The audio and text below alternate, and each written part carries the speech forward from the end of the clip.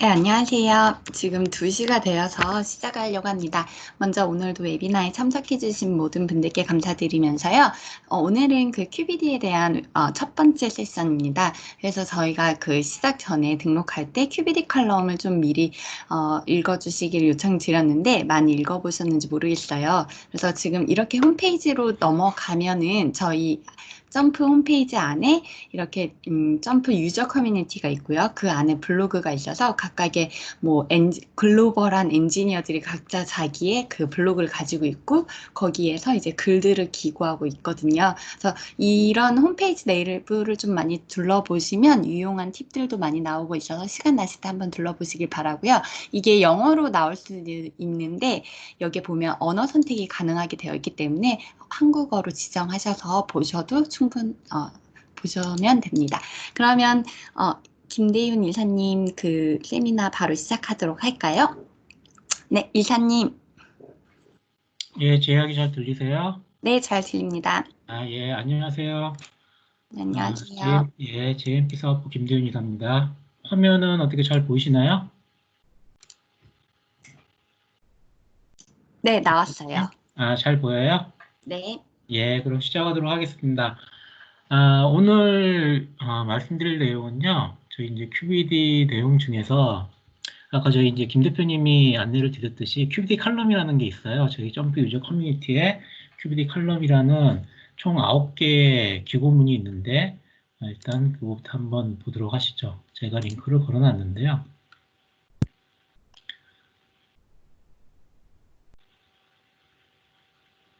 저희가 안내드렸던 그 사전에 이메일로 참석 안내 메일 드렸던 거기에 이제 보시면 QBD 칼럼 링크를 걸어놨고요. 그래서 QBD 칼럼 이제 들어가 보시면 총 9개의 내용이 들어가 있습니다. 이게 시간이 조금 오래 걸리는데요. 일단 이거부터 보겠습니다. 그래서 얘는 2015년 5월 7일부터 2016년 10월 21일까지 총 9개의 칼럼이 기고가 되어 있고요. 지금 이제 들어왔습니다. 그래서 이게 순서대로는 지금 안 되어 있는데요. 이게 총 9개고 간단하게 보신다면은 이렇게 2015년 5월 7일 첫 번째 QBD에 대한 오버뷰부터 시작해가지고 오늘 제가 말씀드릴 이 위에서 세 번째까지 이 세 개에 대해서 오늘 말씀을 드릴 거고요.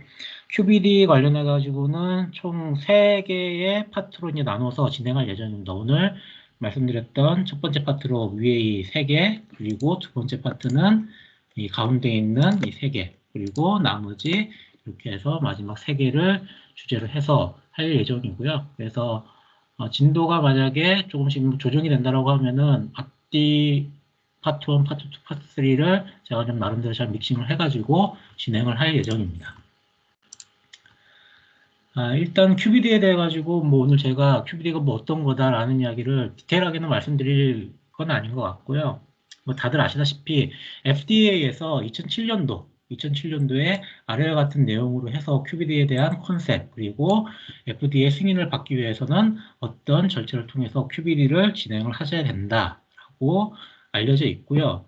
마찬가지로 저희 이제 식약처에서도 2015년 12월 달에 처음으로 이제 안내서를 만들었어요. 그래서 QBD, 설계 기반 품질 고도화 도입을 위한 품질 심사 안내서. 이 내용은 필요하신 분은 저한테 이메일 주시면 제가 PDF 파일을 이제 보내줄 수도 있고요. 아니면은 여러분들이 식약처 홈페이지에 들어가 보시면은 거기에 내용이 잘 나와 있으니까 찾아보시면은 충분히 찾아볼 수도 있을 겁니다. 그래서 QBD에 대한 내용에 대해서 이제 정의를 내려놓은 게요. 여기 이제 보시면은 의약품의 품질 목표를 미리 설정해서 그리고 제품하고 공정에 대한 이해, 그리고 공정관리를 통해서 체계적인 의약품 개발 방법이 품질 고도화, 설계 기반 품질 고도화 QBD라고 이야기를 하고 있고요.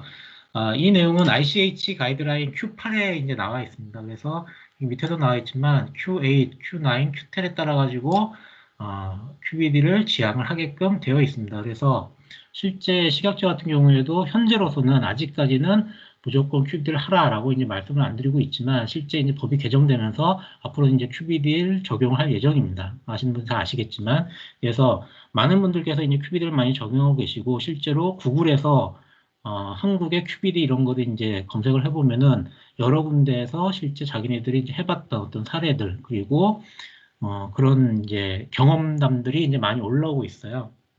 그래서 QBD는 앞으로 여러분들이 꼭 하셔야 되는 내용이고, 그리고 또 QBD를 하시다 보면은 실제 컴퓨터의 도움이 이제 많이 필요하실 거예요. 그냥 QBD가 그냥 단순하게 프로세스를 잘 이해하고 그 다음에 공정 관리를 잘 하면 되겠구나라는 게 아니라 그 안에 들어가는 알고리즘 중에 하나가 실험 계획법입니다. 그래서 실험 계획을 뭐 손으로 혹은 엑셀로 하시는 분들도 제가 보기는 했는데 실제 컴퓨터 통계 소프트웨어의 도움을 받지 않으시면은 쉽지 않으실 거예요. 그래서 통계 소프트웨어의 도움을 받으셔야 되는데 그 중에 이제 점프를 활용해서 어떻게 하실 수 있는지에 대해서 오늘 제가 간단하게 말씀드릴 예정이고요.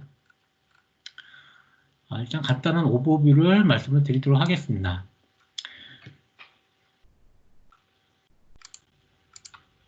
QBD 워크프로는 이제 다음과 같습니다. 첫 번째는 제품 이제 품질 목표 사항 그걸 이제 확립을 하시고 거기에 따른 CQA를 설정을 해주셔야 됩니다. 그래서 CQA를 설정을 해주시면서 CQA에 해당하는 각각의 스펙 리밋이라던가 아니면 컨트롤 리밋 이런 것들을 한계들을 다 설정을 이제 해주셔야 될 거고요. 그런 한계 설정 등을 통해 가지고 뒤에 이제 나오는 이제 디자인 스페이스를 설정하시는데 유용하게 이제 사용하실 수 있을 겁니다. 그리고 그 전에 위의 평가, 원료약품의 품질 특성, 그리고 공정 변수를 주요 품질 특성, 그러니까 CQA와 연계해서 리스크 어세스먼트를 수행을 하셔야 되고요. 그 다음에 디자인 스페이스를 이제 구하셔야 되는데 디자인 스페이스를 구하시기 위해서는 이전에 실험 계획법을 이용을 해서 거기에서 나온 결과들을 도출한 다음에 그 결과의 도출의 결과에 따라 가지고 디자인 스페이스를 설정을 해주시면 됩니다.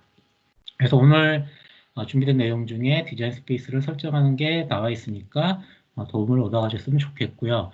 다만 이 디자인 스페이스 개발을 하는 거는 필수는 아니라고 이제 되어 있어요. 그래서 필수는 아니고 옵션이라고 이제 되어 있지만 뒤에도 이제 이야기 나오겠지만 디자인 스페이스를 만약에 개발을 하시면 그리고 그 제품 승인을 받는 데 있어 가지고 규제 기간에 승인을 받으셨다라고 하면은 나중에 그 디자인 스페이스 내에서의 어떤 변화가 있다던가 이런 것들을 굳이 사전 승인을 받으실 필요가 없어요. 그냥 사업 통보만 하셔도 되는 거기 때문에 이 디자인 스페이스 개발이 아마도 승인을 받으시는데 그리고 승인 받으신 이후에 제품 개발하시거나 아니면은 산출하시는 데 있어가지고 많은 도움이 될 거라고 생각이 듭니다. 그리고 마지막으로 이제 관리 전략 적용하셔가지고 실제 전주기 관리에서 지속적인 개선. 그래서 실제 여기서 끝난다기보다는 다시 뭐 위로 올라가고 이 중간에 실험 계획을 통해 가지고 다시 뭐 데이터가 바뀐다거나 품질이 바뀐다거나 이런 것들이 있을 때 다시금 이제 계속 반복적인 그런 활동을 하셔야 되는 게 QBD라고 생각하시면 되겠습니다. 제가 위의 평가를 이제 말씀드렸었는데요. 위의 평가를 보시면은 예를 들면 뭐 이런 식으로 이제 되어 있는 거예요. 그래서 원료 의약품 특성이라고 해가지고 뭐 결정형이냐, 입자 분포도냐, 흡수성이냐, 용해도냐 뭐 이런 내용들이 쭉 나와 있는데요. 그 다음에 여기에 이제 나와 있는 게 CQA고요. 그래서 이 행렬 같은 이 내용 중에서 여기서 보시면은 낮음, 중간, 높음 이런 식으로 좀 약간 주관적인 내용을 통해서 위의 평가를 하게 되어 있습니다. 다만 이 위의 평가를 하시는 거는 그냥 연구자 분께서 혼자서 그냥 내 맘대로 막 하시는 게 아니라 연구직이든 아니면은 저기 공장에서 직접 일을 하시는 분이든 각 분야의 전문가분들, 엑스퍼트 분들이 이제 모이셔가지고 여기에 대해서 이제 평가를 해주셔야 됩니다. 다만 이렇게 평가를 하신 다음에 실제로 여기 이제 들어가는 CQA나 아니면은 여기는 원료약품 특성이지만 뒤에 이제 보시겠지만 공정 파라미터들을 이용해가지고 하는데요. 거기에서 위의 평가에서 이제 중요도가 이제 낮다라고 해서 이제 뺄 수도 있잖아요. 근데 실제로 이제 했을 때 그 부분들이 데이터 분석을 통해 가지고 보시면은 오히려 중요한 그런 변수가 될 수도 있는 거고 반대로 중요하다고 생각을 했었는데 반대의 경우가 나올 수도 있습니다. 그래서 그런 부분들은 잘 고려를 하셔가지고 분석을 하셔야 될 것 같습니다. 그리고 디자인 스페이스를 이제 선정하는 방법인데요. 점프 화면입니다. 점프 화면이고요. 여기 있는 밑에 있는 리스폰스라고 하는 게 지금 4개의 반응 변수를 이제 나타내고 있고요. 위에 있는 이 3개가 공정 파라미터라고 생각하시면 될 것 같습니다. 그래서 얘네들이 이제 어떤 값들을 갖느냐에 따라 가지고 실제 이 4개의 반응 값들, 반응 변수들이 이 관리 상한, 스펙 상한, 스펙 하한 이런 것들이 이제 값들을 이제 보여주게 되는 거예요. 그래서 얘네들에서 벗어나는 애들은 이렇게 색깔로 이제 칠해지는 거기 때문에 실제로 이렇게 하얗게 되어 있는 부분, 이 하얗게 되어 있는 부분을 디자인 스페이스로 결정하시면 됩니다. 그래서 이 실리카에 같은 경우에는 예를 들어서 그냥 간단하게 말씀드리면 1 정도에서 1.5 사이, 그 다음에 얘 같은 경우에는 50에서 뭐 65 사이 이런 식으로 설정하시면 되겠습니다. 하나가 이제 더 있기 때문에 얘는 하나를 이제 더 그래가지고 이제 보셔야 되겠죠. 그런 것들도 점프로 어떻게 좀 더 손쉽게 시각화를 할 수 있는지 뒤에서 같이 보시면 되겠습니다. QBD 관련해서 점프가 이제 어떤 차별성이 있느냐, 라는 거에 대해서 이제 간단히 말씀드리고, 실제 사례로 한번 들어가 보도록 하겠습니다. 일단, JMP라고 하는 게 약자가요, 존 솔의 매킨토시 프로젝트예요. 그래서 애초에 매킨토시 기반으로 만들어져 있기 때문에, 비주얼이 되게 뛰어납니다. 그리고 그래프 기능도 아주 뛰어나고요. 그리고 그래프가 좀 이뻐요. 그렇기 때문에, 웬만한 그래프를 그리시는 데 있어가지고는 점프를 활용하시면은 다른 여타 소프트웨어를 활용하시는 것보다 훨씬 더 손쉽게 그리고 예쁜 그런 그래프를 얻으실 수가 있을 겁니다. 그리고 실제 데이터 테이블하고 그래프와 결과창들이 유동적으로 이제 연결이 되어 있기 때문에 손쉽게 그리고 인사이트를 얻으시기에 아주 좋으실 겁니다. 그리고 QBD에 이제 특화된 이제 기능 중에 하나인 DOE 기능이 있는데요. 저희 점프가 DOE 기능이 아주 뛰어나게 잘 되어 있어요. 그리고 파워풀하고요. 그 다음에 플렉서블하다는 이야기가 나와 있는데 이거 오늘 다루지는 않을 내용이긴 하지만 예를 들어서 이 DOE 메뉴를 보시면은 커스텀 디자인이 제일 먼저 나오거든요. 사실 DOE를 어느 정도 아시는 분들은 완전 요인 배치나 부분 요인 배치 아니면 혼합물 실험법 아니면은 리스폰스 서피스 반응 표면 실험 이런 것들에 대해 되게 익숙하실 거예요. 근데 그런 내용이 먼저 나오지를 않고 커스텀 디자인이 먼저 나옵니다. 그래서 그런 것들을 찾아보시려고 하면은 이 클래시컬에 들어가 보시면은 여기 아까 말씀드렸던 리스폰스 서피스, 풀 팩토리얼, 그 다음에 믹스처 그리고 아까 말씀드린 부분 요인 배치, 프랙셔널 팩토리얼 같은 경우에는 여기에 스크리닝 디자인 이런 데서 이제 찾으셔야 되는 거예요. 워낙에 이제 기본적으로 클래시컬한 디자인도 잘 되어 있지만 점프에서는 커스텀 디자인이라는 아주 파워풀한 툴이 있기 때문에 이 부분은 나중에 시간이 되면은 말씀드릴 거고 아마 저희 이제 QBD 파트 1부터 파트 3까지 말씀드릴 텐데 QBD 파트 2나 파트 3에 이야기가 나올 거라고 생각을 하고 있습니다. 그리고 워낙에 이제 QBD라고 하는 것 자체가 제약 바이오 쪽에 특화되어 있는 그런 내용이기 때문에 점프가 국내에서는 아직 점프를 잘 모르시지만 미국이나 유럽 혹은 이제 일본 같은 경우에는 QBD 관련해서는 점프가 상당히 유용한 툴로서 잘 알려져 있고요. 그 다음에 저 누군지 모르겠는데 이 마이크 좀 꺼주세요. 죄송합니다. 그리고 QBD 이제 관련된 제약 바이오 저희 제품이 점프 클리니컬하고 점프 지노믹스가 또 따로 있습니다. 그래서 점프 클리니컬하고 점프 지노믹스를 같이 활용을 하시면은 제약 바이오 업계에 좀 선도적인 입지를 구하시는데 되게 도움이 될 것 같은 그런 생각이 들고요. 그 다음에 이제 점프 프로 이야기가 나오는데 점프 베이직하고 점프 프로의 차이는 여러 가지 이제 차이가 있지만 간단하게만 보여드리면 예를 들어서 이제 예측 모델링만 보시면 점프 베이직은 이 두 가지 메뉴만 있어요. 뉴럴 네트워크하고 디시전 트리, 파티션 이렇게 두 가지만 있고요. 실제 부스트랩 포레스트부터 해가지고 이런 뭐 포뮬러 디포까지 이런 것들은 다 점프 프로 기능에 들어가 있습니다. 그래서 점프 프로를 활용을 하시면은 요즘 핫한 그런 머신러닝 그런 기법들 여기 소프트 벡터복싱 같은 것들 워낙에 유명한 머신러닝 알고리즘인데요. 이런 것들을 활용을 하실 수가 있습니다. 그리고 보시는 바와 같이 이제 점프는 포인트의 클릭 방식이죠. 그래서 메뉴 안에서 이제 다 묶이기 때문에 데이터만 동일하면은 아웃풋도 크게 달라지지가 않습니다. 여러 사람들이 이제 분석을 하신다고 해도 하지만 이제 확장성이 좀 떨어지는데요. 이런 이제 메뉴 방식은 하지만 이제 점프에는 스크립팅 랭귀지라고 있어요. JS3라고 부르는 스크립팅 랭귀지라는 게 있어서 확장성이 아주 뛰어납니다. 그리고 원하시는 어떤 작업들을 자동화하신다거나 아니면은 좀 더 본인만의 어떤 분석을 하시고 싶다라고 하시면 JS를 활용하시면 상당히 큰 도움이 되실 거고요. 그리고 점프가 세스의 하나의 제품군이기 때문에 당연히 세스 세스 연결 잘 되고요. 그 다음에 R이나 파이썬 그리고 매틀랩과도 연동이 잘 되어 있습니다. 그리고 데이터가 이제 많이 있으신 분들은 외부 DB 같은 거 연결을 많이 하시는데 쿼리빌더를 통해 가지고 외부 데이터 액세스도 손쉽게 되고 있고요. 그래서 많은 제약회사들이 점프를 이제 사용하고 있습니다. 그리고 한국에 저희가 식약처에도 QBD 관련해서도 가서 안내를 드렸고요. 그리고 점프 클리니컬 같은 경우에도 조만간 이제 도입을 할 거예요. 그래서 앞으로 점프 활용도가 상당히 이제 제약바이오 쪽에는 많이 높아질 거라고 생각하고 있습니다. 이사님, 네. 잠시만요. 어느 네. 분께서 지금 손을 흔들어 주셨는데요. 혹시 네. 질문이 있으신 건지, 만약에 질문 있으시면 채팅창에 남겨주시면 저희가 추후에 중간중간 답변 드리도록 하겠습니다. 이분이 손 드셨는데요. 네. 예. 네. 만약 궁금하신 거 있으면 마이크 키시고 말씀하셔도 되거든요. 없으시면 일단은 진행하도록 네, 일단 하겠습니다. 진행할게요.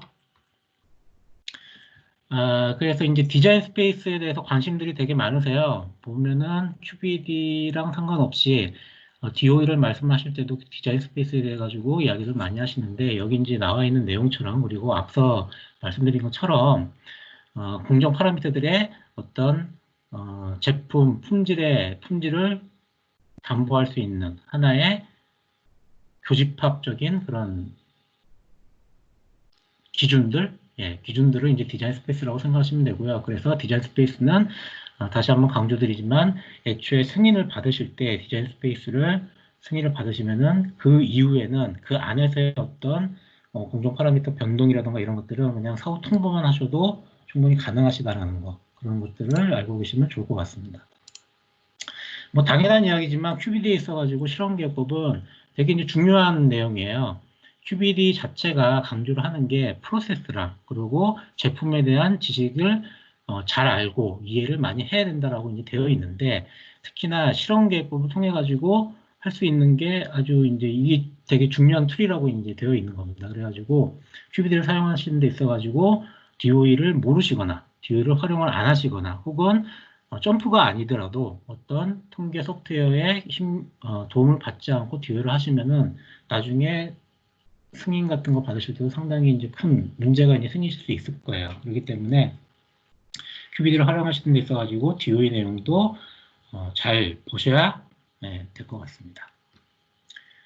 제가 이제 말씀드렸던 세 개의 토픽 중에 이게 이제 첫 번째 이야기예요. 그래서 아마도 QBD 칼럼을 보신 분은 특히 만약에 보셨다고 하면 첫 번째 내용만 아마 보셨을 거예요. 두 번째하고 세 번째는 거의 안 보셨을 텐데 첫 번째 내용이 이런 내용이었고요.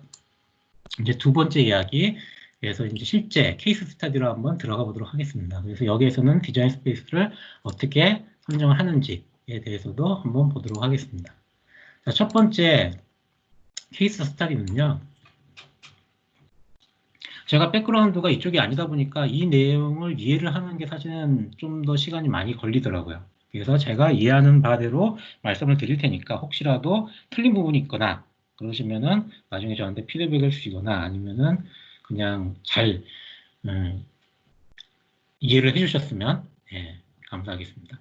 자, 일단 스테로이드 로션을 이제 만드는 데 있어가지고 기존에 있던 브랜드와 그리고 새롭게 제네릭 프로덕트를 만들잖아요.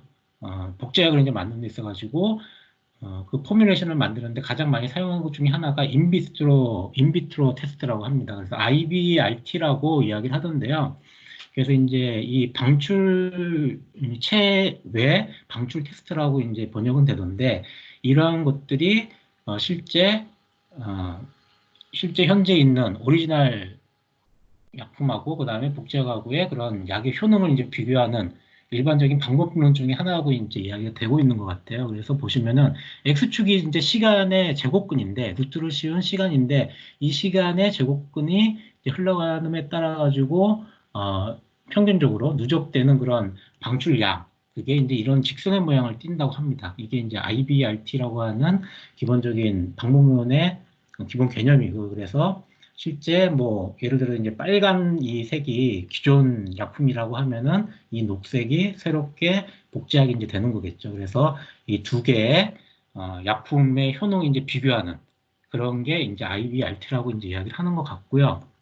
그래서 실제로 이 두 개의 비율을 이제 구해가지고 나오는 게 이 한 개가 75%에서 133% 사이에 들어갔으면은 이 복제약하고 원제 의약품하고는 동등하다라고 이제 이야기를 하는 것 같아요. 그래서 이 실험에 대한 사례를 같이 한번 보도록 하겠습니다. 자, 그래서 첫 번째 이제 해야 될 일은 아까 이제 말씀드렸던 위해 평가를 이제 먼저 보시는 겁니다. 그래서 위해 평가를 하시기 위해 가지고 실제 CQA는 여기 이제 보시는 바와 같이 한 8개가 지금 나와 있어요. 8개가 나와 있는데 그 중에 일단 4개만 지금 이렇게 보여져 있는 거고요. 그 다음에 공정 파라미터를 이렇게 5개를 한번 선정을 해봤습니다. 그래서 아까 이제 보셨던 것처럼 로, 하이 이런 식으로 해가지고 낮음, 중간, 뭐 그 다음에 가장 이제 높음 뭐 이런 식으로 해가지고 위해 평가를 이제 하고 있는 거고요. 그 중에 이 쿨링 템퍼러처하고 이 성분을 이제 추가하는 순서 얘네들은 저희가 공정 파라미터에서 뺄 거예요. 왜 그런가 하면은 얘 자체는 위해 평가를 해봤더니 전체적으로 전반적으로 다 낮게끔 이렇게 위해 평가가 이제 되었고요. 그 다음에 얘 같은 경우에는 이제 오염도를 측정하기 위해 가지고 얘를 이제 집어넣은 거기 때문에 얘를 이제 굳이 공정 파라미터로 집어넣을 필요가 없다라고 판단을 했다라고 합니다. 그래서 공정 파라미터로는 이 반응 시간, 그 다음에 브랜딩하고 풀링 시간 이렇게 3개만 하려고 하도록 하겠습니다. 자, 풀 팩토리얼 디자인을 이제 할 거고요. 풀 팩토리얼 디자인을 하면서 센터 포인트를 이제 2개를 넣을 거예요. 그래서 이제 중심점을 이제 2개를 넣는데, 자, 일단 풀 팩토리얼 한번 셋업을 해보도록 하겠습니다. 아까 이제 보셨던 바대로 이게 너무 많잖아요, Y가. 그래서 제가 일일이 이제 칠 수는 있어요. 타이핑을 할 수는 있지만, 예를 들어서 DOE 이 메뉴에서 아까도 말씀드렸던 것처럼 이 크래시칼이라고 하는데 들어가셔서 풀 팩토리얼 디자인을 선택을 해주시면 됩니다. 선택을 해주시고요. 자, 리스폰스가 아까 제가 말씀드린 8개라고 말씀드렸잖아요. 그래서 얘를 선택해서 8개. 그리고 OK를 해주시고요. 그래서 여기에다가 하나씩 쳐주시면 되는 거예요. 그래서 뭐, 액티브. 이런 식으로 이제 다 입력을 하시고, 여기에다 목표. 이 Y 변수에 대한 CQ에 대한 목표 얘는 무조건 최대하는 게 목표야. 아니면은 최소화하는 게 목표야. 아니면은 타겟을 매칭하는 게 목표야. 이런 거를 이제 하실 수가 있고요. 그 다음에 이 각각에 대해서 아까 제가 말씀드렸던 스펙 리밋을 여기다 되어 있다라고 하면 선정을 해주셔야 됩니다. 그렇지 않으면은 나중에 여러분들이 이제 디자인 스페이스를 정하실 수가 없어요. 자, 이런 것들을 이제 다 하시고 팩터도 아까 이제 이야기했던 이 세 가지도 다 입력을 하셔야 되는데 지금 그거를 이제 다 하기에는 시간이 없으니까 제가 미리 만들어 놨습니다. 보시면 이렇게 만들어 놨고요.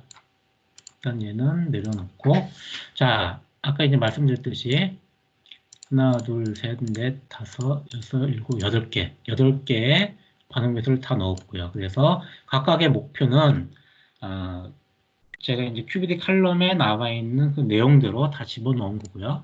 그래서 목표를 이렇게 되어 있고, 그 다음에 말씀드렸던 대로 상한하고 하한의 리밋이 이렇게 정해져 있습니다. 여기 지금 임포턴스라고 이제 나와 있는데요. 얘는 이제 뭔가 하면은 나중에 저희가 디자일리티 펑션을 이제 그릴 거예요. 디자일리티 펑션이라고 하는 거는 결국에는 맥시마이즈 하는 게 목표라고 하면은 맥시마이즈가 최대화되는 걸 1로 보고요. 그 다음에 최소화되는 걸 0으로 보는 그 펑션들을 각각이 8개에 대해 가지고 어떤 거를 우선적으로 이제 할 거냐 아니면은 각각에 대해서 그냥 동일한 이분한 그런 값들을 가지고 평균적으로 이제 볼 거냐 이런 것들이 이제 지정해 주는 게 이 임포턴스예요. 그래서 얘네들이 다 8개가 동일한 중요도를 가지고 있다 그러면 아무것도 안 넣으셔도 되고요. 혹은 뭐 그냥 여기다 다 동일하게 일씩 집어넣으셔도 상관은 없습니다. 하지만 그렇지 않다라고 하면 그냥 아무것도 안 집어넣으셔도 되고 만약에 여기에 있는 D90이라고 하는 이 변수가 가장 중요하다, 의미가 있다라고 하면 예를 들어서 다른 변수들에 비해서 얘가 100배 정도 중요하다 라고 하면 100을 넣으시고 나머지는 뭐 1, 여기는 10 이런 식으로 넣으시면은 나중에 최적화를 하거나 이렇게 할 때 이 변수에 먼저 이 중요도에 따라 가지고 먼저 최적화를 먼저 하고요. 그 다음에 이 10에 대한 중요도를 가지는 이 변수에 대해서 최적화를 하고 이런 식으로 이제 알고리즘이 돌아가게 돼 있는 거예요. 그래서 그런 것들을 하기 위해서 이 임포턴스라고 하는 게 중요한 변수고요. 그래서 일반적으로 이런 게 중요도가 따로 필요 없다고 하시면은 굳이 이렇게 하실 필요는 없습니다. 자, 그리고 아까 말씀드렸던 대로 팩터는 3개를 이제 집어넣었고요. 그 다음에 이 인자 수준은 교재에 이제 나와 있는 대로 QBD 칼럼에 나와 있는 대로 이제 집어넣었습니다. 자, 일반적으로 풀 팩토리얼 디자인을 하시면은 인자가 3개고 인자의 수준이 2개라고 하면은요 2의 3승이라고 해서 제가 오늘 DO에 대해서는 그렇게 깊게는 말씀을 안 드릴 거예요. 그냥 어느 정도 기본적인 이제 개념 아니면은 어느 정도의 상식을 이제 갖고 계시다는 그런 가정하에서 이제 말씀을 드리는데 풀 팩토리얼 디자인은요 모든 가능한 실험점에서 이제 하는 실험이고요. 그 다음에 아까도 말씀드렸듯이 3개의 인자의 2개의 수준씩 지금 여기 있는 이런 식이 되면은 2의 삼성 인자 2개의 수준 수준 2개의 인자 3개 해서 2의 삼성 총 8번의 실험을 하게 되어 있습니다. 그리고 가능하면은 8번의 실험을 꼭 반복을 하실 수도 있고요. 그러면은 뭐 하나씩 그 한 점에 한 번씩만 해도 이제 총 16번이 될 거잖아요. 이런 식으로 하실 수가 있는데 일반적으로 이제 실험을 하시다 보면은 시간하고 이제 비용 이런 것들이 이제 제약이 있으시다 보니까 주로 이제 반복 이런 건 잘 안 하시더라고요. 아까도 이제 말씀드렸듯이 8번 실험하면 되는 거를 16번이 이제 되어버리니까 실험의 시간도 늘어나고 비용도 이제 많이 늘어나게 되는 거죠. 그래서 그런 것들을 이제 줄이기 위해 가지고 많이 사용하는 방법 중에 하나가 센터 포인트를 집어넣는 겁니다. 그래서 중심점을 집어넣는 거고 중심점이 어떤 개념인지는 조금 이따가 다시 보여드리도록 하겠습니다. 그래서 중심점을 집어넣으면은 아까 말씀드렸듯이 8번이 16번이 되는 게 아니라 2개의 중심점만 집어넣으면 10번만 실험하시면 되는 거예요. 그래서 10번의 실험을 하시는 거고 그렇게 이제 실험을 한다라고 하면은 여기서 make table 얘를 이제 집어넣으시는데 실제 이 run 오더라고 하는 거는 원래는 랜더마이즈로 되어 있습니다. 근데 제가 여러분들 나중에 보시기 편하도록 지금 이렇게 이제 만들어 놨고요. 그래서 make table 이렇게 이제 만들면은 이제 보시는 바와 같이 이 2개가 여기가 이제 중심점이에요. 여기가 이제 중심점이고 저희가 이제 말씀드렸던 요 3개 이 3개의 공정 파라미터가 있고 나머지 여기서부터 여기까지의 총 8개 반응값들은 이 실험 순서에 따라 가지고 실험을 하신 다음에 값들을 이제 채워 넣으시면 됩니다. 이제 그게 지금까지 이제 실험 디자인을 한 거고 그리고 실험을 하시고 그 다음에 실험한 결과를 가지고 이제 분석을 하시면 되겠죠. 자, 여기에서 뭐 하나 정도 이제 더 보신다라고 하면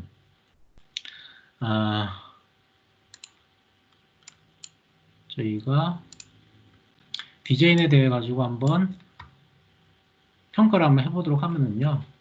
여기 이제 베리언스 프로파일이라고 있는데 이게 지금 0.1 정도 이렇게 나오잖아요. 분산이 이게 0.1 정도 이제 이렇게 나오는데 만약에 이 풀 팩토리얼을 하지 않고 그냥 단순히 프랙셔널 팩토리얼 그러니까 부분 요인 배치 요거로 이제 했을 때 이 베리언스 프로파일이 이제 어떻게 나오는지 한번 보도록 하겠습니다. 보시면은 예를 들어 이제 DOE 아까 제가 말씀드렸던 부분 요인 배치라고 하는 거는 클래시칼에 이 트래블 스크리닝 옆에 스크리닝 디자인이라고 있다고 말씀드렸잖아요. 그래서 얘를 선택을 하시고 또 이 리스판스하고 팩터를 다 넣어야 되는데 제가 미리 만들어 놨습니다. 그래서 만들어 놓은 거를 찾기 위해서는 이 디자인 옆에 보시면은 이 빨간색 역삼각형이 있는데 저희는 이게 핫스팟이라고 부르고요. 이 핫스팟을 눌러 보시면 여기에 로드 리스판스, 그 다음에 로드 팩터스 이렇게 있어요. 그래서 로드 리스판스 선택을 하시고 제가 만들어 놓은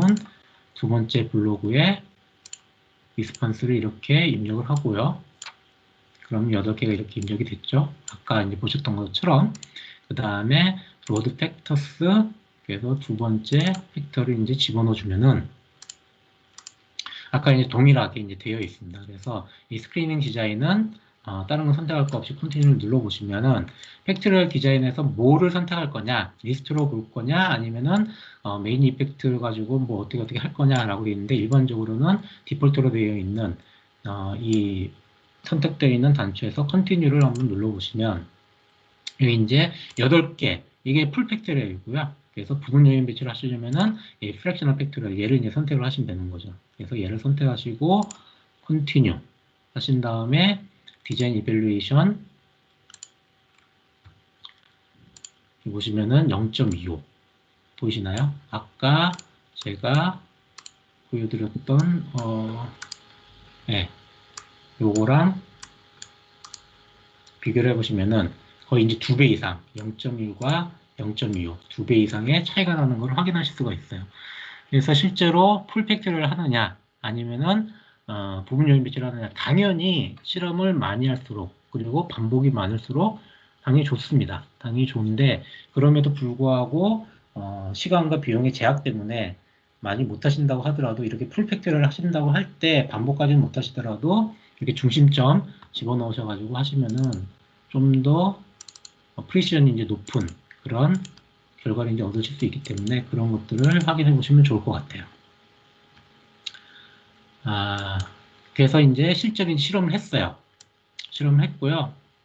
이 세 개의 공정 변수에 따라 가지고 이 LOF라고 하는 거는 지금 이 여기가 중심점이고, 아까는 제가 보기 좋게 하기 위해서 중간에 중심점을 넣어놨지만 지금은 여기가 이제 중심점이에요. 그래서 중심점이냐 아니냐를 지금 만들어 놓은 거고, 그 뒤에 있는 이 6개, 이 6개가 반응 변수입니다. 그래서 실제로 실험한 결과를 이렇게 쭉 보여주고 있고요.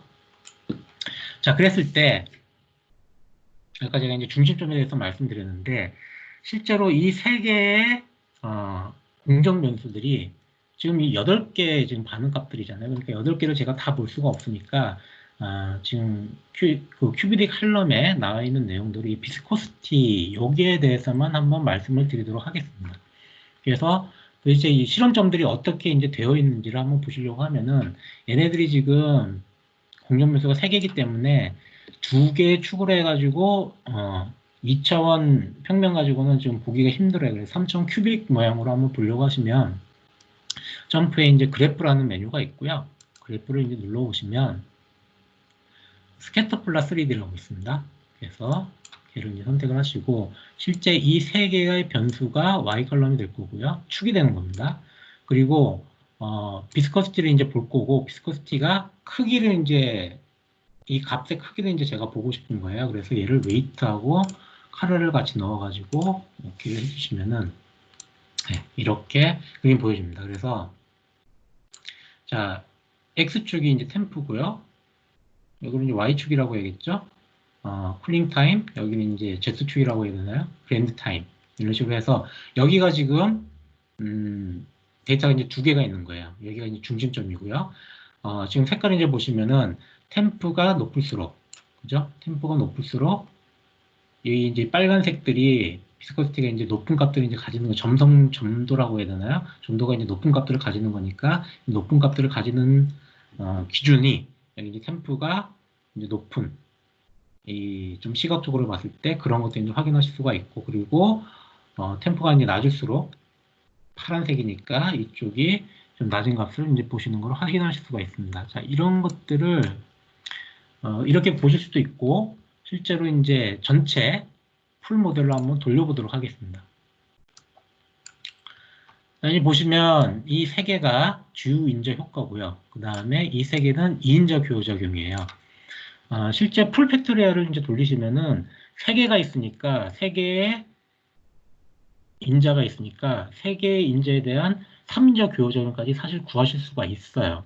근데 주로 이제 보시는 게 2인자 교호작용까지고, 그리고 실제로 인자 교호작용 이상 초과돼서 이제 보신다고 해도 실제 인터프리테이션을 이렇게 해석하시는데도 좀 문제가 생기기 때문에 일반적으로 2인자 교호작용만 보시면 됩니다. 그런데 어떤 분들은 뭐 3인자, 4인자 교호작용까지 이제 보신다고 하시는 분들도 있어요. 그런데 통계학이라고 하는 거는 심플 이즈 베스트이기 때문에 간략하게 보시는 게 가장 좋을 것 같아요. 그래서 저도 그렇고 앞으로도 인자 작용까지만 이제 보는 걸로 그렇게 이제 말씀을 드릴 거고요.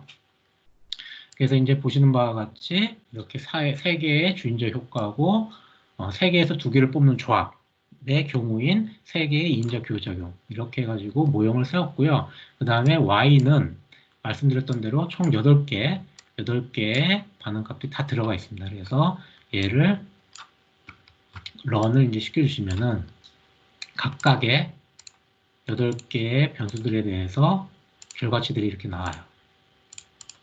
근데 이제 저희가 이제 관심 있는 거는 이 비스코시티 얘 하나기 때문에 얘만 이제 볼 건데, 만약에 여러분들이 같이 다른 것들도 이제 같이 뭔가를 보신다고 했을 때 실제 저희가 큐비디 칼럼에 이제 보면은 sorted estimate라는 게 이제 나와요. 그게 이제 보시면은 이렇게 안 생겨온 거고요.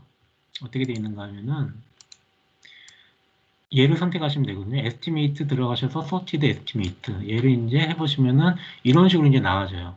그러니까 얘는 그냥 이 지금 요 값들이 지금 여기 똑같이 이제 나오는 건데 그냥 값들하고 t 값하고 p 밸류만 이렇게 나오잖아요. 근데 여기에는 방향성도 나오고요. 그 다음에 여기에 어떤 선 같은 게 있어가지고 얘를 이제 넘어서면은 어떤 큰 영향을 이제 갖는 그런 값들이 나올 수 있다라는 걸 이제 보여주는 겁니다. 그래서 이런 것을 이제 확인하실 수가 있는데, 자, 아까 이제 말씀드렸듯이 이 비스코시티, 추가로 이 pH에 대해서도 지금 얘가 안 나와 있잖아요. 스케일드, 소티드 이게 안 나와 있잖아요. 그런 것들을 다 한꺼번에 하고 싶으실 때는 어디든 상관없습니다. 어디든 상관없는데 이 리스판스 어디에서든 이 핫스팟을 이렇게 누르지 마시고요. 컨트롤 키를 누른 상태에서 제가 지금 컨트롤 키 눌렀습니다.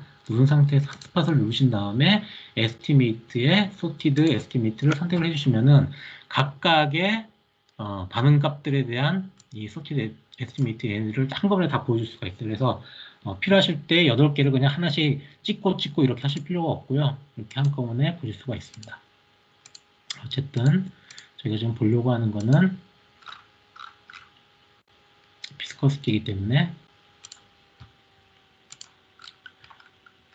자, 아까 말씀드렸듯이 얘가 지금 템프라고 하는 애가 저희가 이제 스캐터플라 3D로도 보셨지만 템프라고 하는 애가 가장 큰 영향을 미치고 있었죠. 그래서 템프가 높을수록 점도가 이제 높고 낮을수록 점도가 이제 낮았는데 그 값들이 이제 에스티메이트에 이렇게 높게 나타나요. 다만 이제 주의해서 보셔야 될 거는 통계학적으로는 유의한 값들이 하나도 없습니다. 다시 말씀드려서 이 공정 파라미터들은 이 점성도에 영향을 미치기는 하는데요. 실제로 통계적으로 유의할 만큼 영향을 미친다라고는 볼 수가 없는 거예요. 이러한 여러 가지 것들을 한꺼번에 이제 보시려면은 이 프릭션 프로파일러 얘를 보시면은 좀 더 쉽게 보실 수가 있습니다. 그래서 이렇게 밴드 모양으로 이렇게 나와 있는데요. 이렇게 밴드가 크면은 클수록 추정치가 프리시전이 높지 않다라는 거예요. 여기 이제 보시면은 얘 같은 경우에는 밴드가 좀 좁잖아요. 그리고 여기는 밴드가 훨씬 더 좁죠. 이런 것들이 이제 확인하시면은 어떤 식으로 이제 잘 되어 있는지 그런 걸 확인하실 수가 있고요. 그리고 아까 이제 말씀드렸던 비스커시티만 이제 보면은 템프가 올라갈수록 얘가 이제 올라가고 아니면 떨어지고, 브레이닝 타임은 거의 의미 없는, 그리고 쿨링 타임은 오히려 반대, 역으로 이렇게 나와 있는 걸 확인하실 수가 있습니다. 이런 것들을 이제 보실 수가 있고요. 자, 그런데 이제 만약에 저희가 이 공정 파라미터들이 얘네들이 이렇게 제가 이렇게 뭐 값을 이렇게 왔다 갔다는 할 수 있지만 이 값들이 제가 결정을 한다 해가지고 그 값으로 그냥 그대로 고정이 될 리는 없잖아요. 사실 얘네들이 막 움직일 거잖아요. 그런 변동성이 있을 거예요. 그런 변동성을 주면은 점프가 다른 반응 변수들이 어떻게 변화하고 어떻게 움직이는지를 보실 수 있게끔 그렇게 만들어 줍니다. 그래서 그걸 하시기 위해서는 이 프릭션 프로파일러 핫스팟 눌러보시고 여기에 시뮬레이터라고 있어요. 그래서 시뮬레이터를 눌러보시면 이제 밑에 있는 얘는 오늘 보지 않을 거고요. 자, 여기에 픽스드라고 되어 있는 애를 랜덤으로 바꿉니다. 다 랜덤으로 바꿀 거고요. 그러니까 고정되어 있는 상수가 아니라 랜덤 베리어블이라고 이제 말씀을 드리는 겁니다. 그래서 실제로 여기 이제 나와 있는데요. 그 공정 공정 전문가들이 과거 이제 경험이나 그런 것들에 의해 가지고 이제 봤더니 실제 이 온도에는 3 정도의 변동이 있고요. 그다음에 브랜딩 타임에는 0.6 그리고 쿨링 타임에는 30 정도의 그런 스탠다드 디비에이션이 이제 발생을 한대요. 표준 편차가. 그래서 걔네들을 죄송합니다. 걔네들을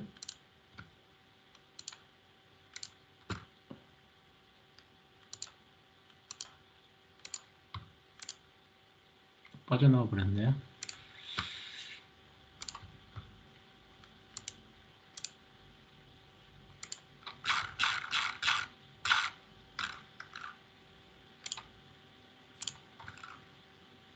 적용을 시켜주시면 랜덤으로 하고 그리고 각각 독립적으로 정규분포를 따른다고 되어 있어요. 여기 보시면은 독립적인 정규분포를 따른다고 되어 있습니다. 그래서 여기에다 3 그리고 0.6, 30 이렇게 되어 있으면은 아까 이제 없었던 이 시뮬레이트라고 하는 이상한 게 하나 생겼어요. 그래서 얘를 해보시면은 얘네들이 이제 변화함에 따라 가지고 8개의 이 반응 변수들이 이제 어떻게 변화를 하는지 실제 보시면은 변동이 크죠. 근데 얘하고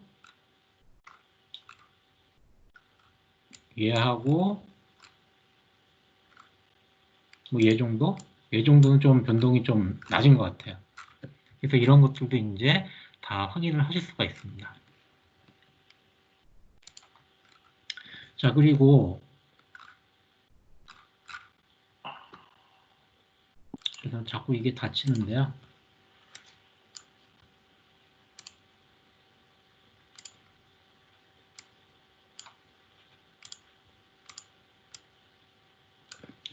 자, 그리고 디자인 스페이스를 이제 찾으셔야 되는데 디자인 스페이스를 찾으실 때는 컨트롤 프로파일러 얘를 이용하시면 됩니다. 컨트롤 프로파일러도 마찬가지로 어디에서 이제 보실 수 있는가 하면은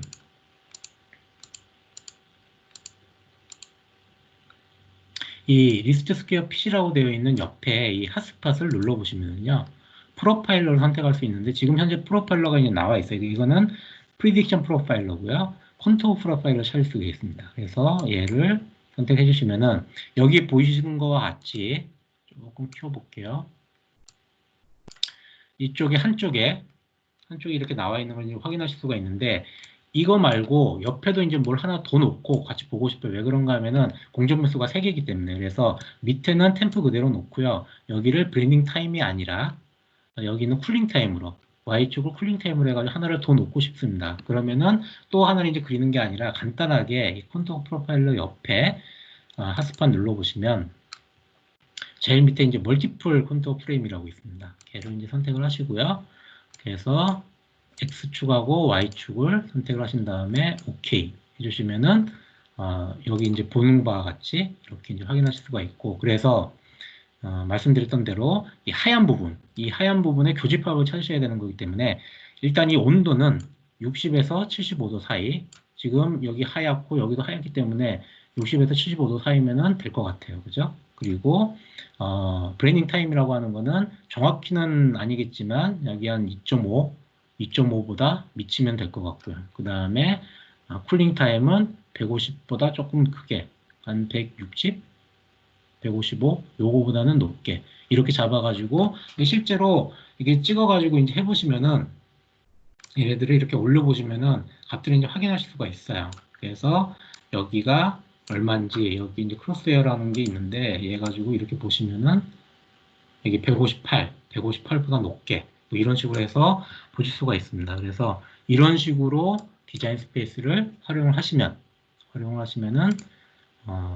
디자인 스페이스를 이제 구하실 수가 있는 거고요. 그리고 아까도 이제 말씀드렸듯이 디자인 스페이스를 이제 구하신 다음에 이 디자인 스페이스를 통해서 서브미션을 이제 받으셨다. 서브미션 받으셨으면은 그 다음부터는 이 안에서의 변동은 별도로 안 하셔도 통보를 안 하셔도 됩니다. 그냥 사후 통보만 하시면 됩니다. 승인 받으실 필요는 없습니다. 자, 마지막 이제 단계가 결국에는 관리 전략을 이제 세워가지고 하는 건데요. 실제 이제 아까 보셨던 실험이라던가 이런 예측되는 값들 그리고 실제 값들 이런 것들을 통해 가지고 정말 제품의 규격에 맞게끔 제대로 이제 산출이 되고 있는가 그런 것들에 대해서 관리 전략을 이제 세우셔야 될 거고 그 관리 전략이 제대로 잘 돌아가고 있다라고 하면은 문제가 없겠지만 그렇지 않다라고 하면은 다시금 위해 평가부터 다시금 이제 시행을 하시는 게 좋겠죠. 그래서 아까 저희가 처음에 이제 여기 이제 보면은 뭐 얘네들이 이렇게 하이 이렇게 높게 이제 나와 있는데 실제로는 저희가 통계적인 분석을 해봤더니 실제 그렇게 위에 평가를 했을 때 그 정도가 그렇게 높다라고 이제 볼 필요는 없을 것 같아요. 뭐 그런 것들에 대해서도 다시 한번 위해 평가를 하시는 그런 계기로 삼으시면 좋을 것 같습니다. 자, 그리고 프랙셔널 팩토리얼 실험이고요. 자, 얘는 나노 서스펜션에 대한 이제 연구고요. 이게 2009년도에 행해졌던 실험인데 이 나노 서스펜션을 준비하는 그 과정에 대해 가지고 연구하는 그런 실험이었고요. 이게 이제 비수용성 약물을 제조하는 그런 데 있어 가지고 일반적으로 많이 사용되는 그런 프로세스라고 합니다. 저는 잘 모르겠어요. 자, 여기에서의 이제 CQA는 총 3개입니다. 그래서 실제 이제 뭐 나노 공정이기 때문에 밀링 스테이지를 이제 통해 가지고 마지막 밀링 스테이지가 끝났을 때 평균적인 입자 크기, 그 다음에 이거를 28일 동안, 그래서 4주 동안 보관한 다음에 그때 이제 다시 쟀을 때의 입자 크기, 평균 입자 크기, 그리고 이 입자들에 대한 안정성에 대한 인디케이터라고 하더라고요. 이게 뭐 제타 포텐셜이라고 하는데 이 값이 0에서 멀어지면 멀어질수록 좋은 모양이에요. 그렇게 해서 총 3개의 CQA를 이제 가져갔고요. 이 각각의 CQA에 대해서는 어떤 특정한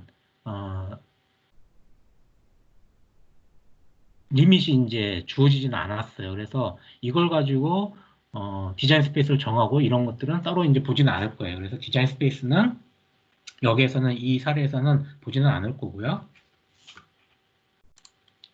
자, 그래서 이제 프로세스 팩터라고 하는 걸 이제 총 5개로 잡았습니다. 아까는 저희가 연속형 변수로 해가지고 3개를 잡았고요. 이번에는 총 5개의 변수인데 연속형이 4개고 여기에 있는 스테빌라이저라고 하는 계면 활성적인 것 같아요. 뭐 다우팩스, HPMC 이렇게 이제 이야기되어 있는데 안정제라고 하는 얘네들만 카테고리컬로 이제 2개고 나머지 4개의 이 변수들은 연속형 변수입니다. 그래서 이 연속형 변수들에 대해 가지고도 한번 보도록 하겠습니다. 자, 프랙셔널 팩토리얼 디자인은요, 일단 요거를 한번 보시겠습니다. 네, 여러분들이 만약에 풀 팩토리얼 디자인을 많이 한다고 하시면 팩터가 이제 5개잖아요. 예를 들어서 이건 제가 엑셀로 이제 뭐 만들어 놓은 건데 5개 해가지고 풀 팩토리얼 디자인을 하시면은 31개의 런이 이제 필요해요. 무슨 이야기인가 하면 여기 수식에도 나와 있지만 5개에서 하나를 뽑는 조합, 5개에서 2개를 뽑는 조합, 그리고 5개에서 3개를 뽑는 조합, 5개에서 4개 뽑는 조합, 5개, 5개 뽑는 조합. 무슨 이야기인가 하면은 처음에 5개에서 하나를 뽑는 거는 주요과, 그죠? 그 다음에 얘는 2인자 교유작용, 세 번째는 3인자 교유작용, 4인자 교유작용, 5인자 교유작용까지. 그렇게 해서 5개에 대해 가지고 5개의 인자에 2개 수준이면 2의 5승이니까 총 32번의 런이 이제 돌아가고요. 그래서 32개의 런이 돌아가기 때문에 31개의 효과는 이제 여러분들이 보실 수는 있어요. 그런데 아까도 이제 말씀드렸듯이 이 뒤에 있는 3인자 교유작용 이상은 굳이 이제 보실 필요가 없는 거예요. 그러면은 뭘 할 수 있는가? 풀 팩토리가 아니라 부분 요인 배치를 이제 사용하실 수가 있는 겁니다. 그래서 이 디자인 같은 경우에는 부분 요인 배치를 사용을 할 거고요. 그 대신에 6개의 센터 포인트를 이제 집어넣을 거예요. 그래서 센터 포인트를 집어넣은 실험을 한번 보도록 하시겠습니다. 자, 얘가 제가 이제 미리 만들어 놓은 스크리닝 디자인이고요. 뭐 Y 값은 그냥 또 따로 이제 안 만들어 놨고 팩터에 대해서만 집어넣어 놨어요. 그래서 아까 말씀드렸던 이 4개 연속형, 그 다음에 하나의 카테고리컬 변수. 그래서 이렇게 이제 집어넣은 다음에 아까 보셨던 것처럼 컨티뉴를 이제 눌러보시면은 여기에 프랙셔널 팩토리얼이 나옵니다. 그래서 저희가 이제 필요한 거는 메인 이펙트만 볼 게 아니고요. 메인 이펙트 하고 그 다음에 2개의 2인자 교육장까지 요거까지 이제 다 볼 거예요. 그래서 얘를 이제 선택을 하시고 컨티뉴를 하시고 그 다음에 아까 이제 말씀드린 센터 포인트를 6개 이제 집어넣으신 다음에 메이크 테이블 하시면은 총 22개의 런이 있는 이러한 디자인이 이제 만들어집니다.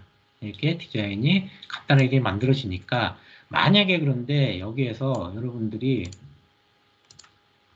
이 센터 포인트를 집어넣지 않는다 라고 하면은 제가 한번 볼게요. 아까 이제 보셨던 바대로 밸런스 프로파일이 센터 포인트 에 넣었을 때거든요. 넣었을 때 0.009 이렇게 나오는데 센터 포인트를 안 집어넣고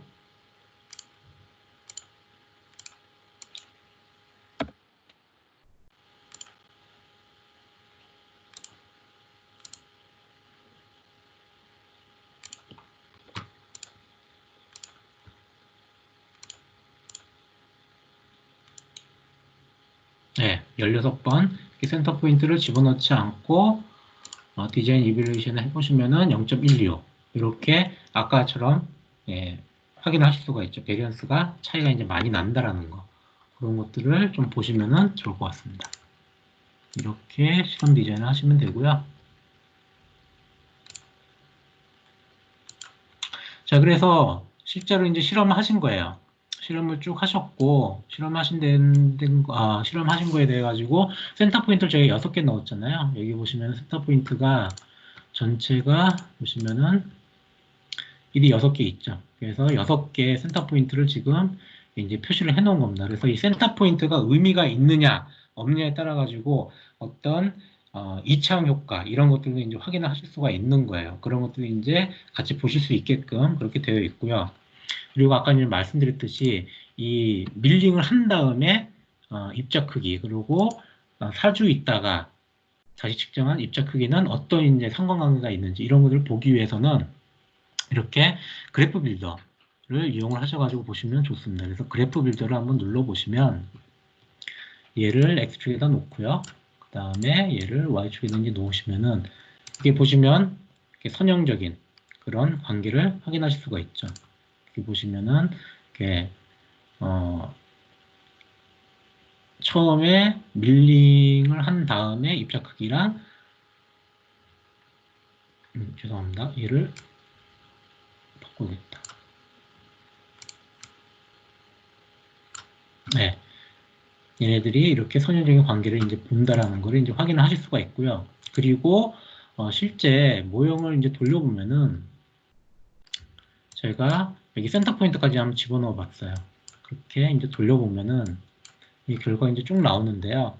자, 아까 이제 말씀드렸듯이 그 sorted라고 하는 그 estimate 추정치를 한번 보도록 하겠습니다. 그래서 컨트롤 키를 누르신 상태에서 estimate sorted를 이제 눌러보시면 처음에 이제 나오는 게 처음에 이제 밀링한 다음에 다른 것들은 보지 않도록 하겠습니다. 밀링한 다음에 이제 나온 파티클 사이즈인데요. 보시면은 프레셔라고 하는 애가 가장 영향료가 큰 걸로 나와 있어요.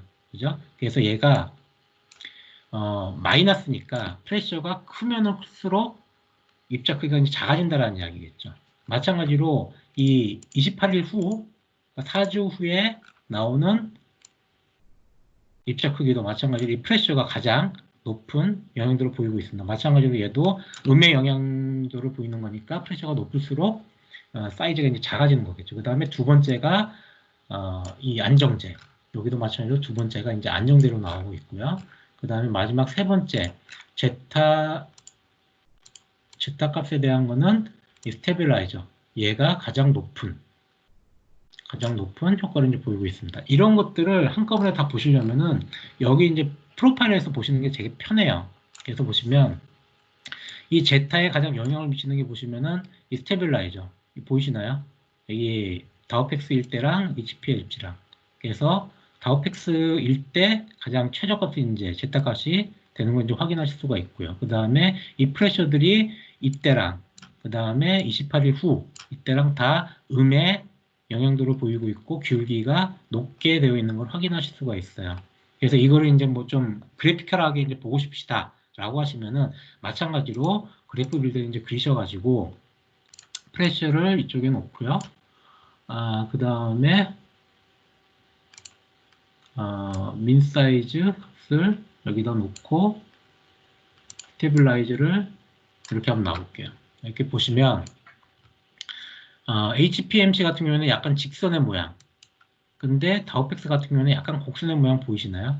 이 곡선의 모양을 또 확인할 수 있는 것 중에 하나가 이 센터 포인트가 의미가 있나 없나 라는 걸 보시는 거예요. 실제 이 제타 같은 경우에는 센터 포인트가 거의 영향을 안 미치죠. 근데 센터 포인트가 있을 때하고 없을 때하고 이렇게 차이가 난다라고 하는 거는 어느 부분에서인지 얘네들이 어떤 이차함 효과가 있다라고 보실 수 있는 거예요. 그래서 이렇게 보실 수도 있고요. 이 스테빌라이즈를 이 그룹 X로 이렇게 놓으시면은 좀 더 다르게 보실 수도 있죠. 그래서 아까 보셨던 것처럼 이렇게 직선 모양, 얘는 약간의 곡선 모양, 이런 것들을 손쉽게 확인하실 수가 있습니다.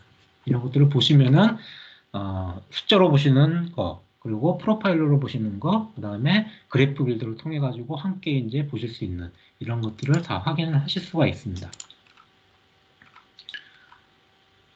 오늘은 이 정도에서 이제 마치면 될 것 같고요.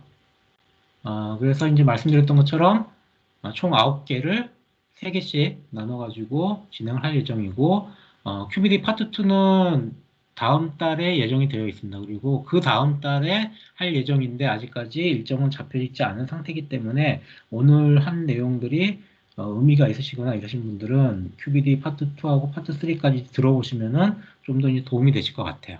네, 일단 이 정도로 마무리하겠습니다. 혹시 질문 있으신가요?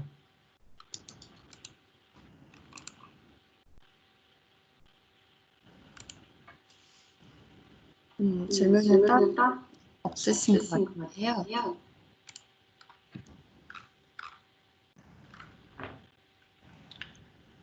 추가적인 질문 없으면은 마무리하도록 하죠.